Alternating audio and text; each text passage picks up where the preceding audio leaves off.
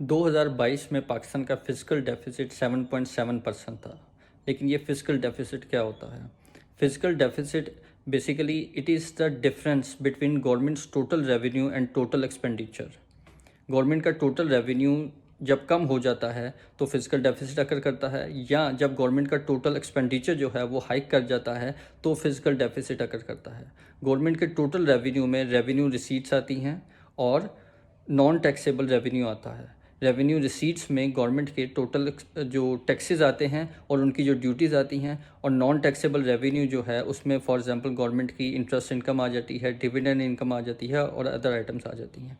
इसी तरह जो गवर्नमेंट का एक्सपेंडिचर होता है उसमें कैपिटल एक्सपेंडिचर आते हैं, रेवेन्यू एक्सपेंडिचर आते हैं, और फॉर एग्जांपल इंटरेस्ट पेमेंट्स हैं, डिविडेंड पेमेंट्स हैं, अदर आइटम्स हैं।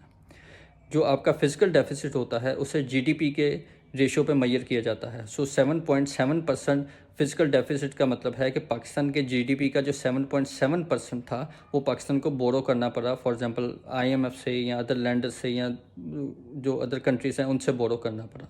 सो 7.7% ऑफ द जीडीपी अमाउंट जो थी वो उससे हमारा एक्सपेंडिचर हमारे रेवेन्यू से एक्सीड कर रहा था। एक पॉइंट इसमें नोट करने वाला ये है कि ये जो बोरिंग हैं ये आप रेवेन्यू में नहीं लेंगे, और ये जो फिजिकल डेफिसिट है it is also an indicator of the boring कि कितनी बोरिंग आपको करनी पड़ेगी।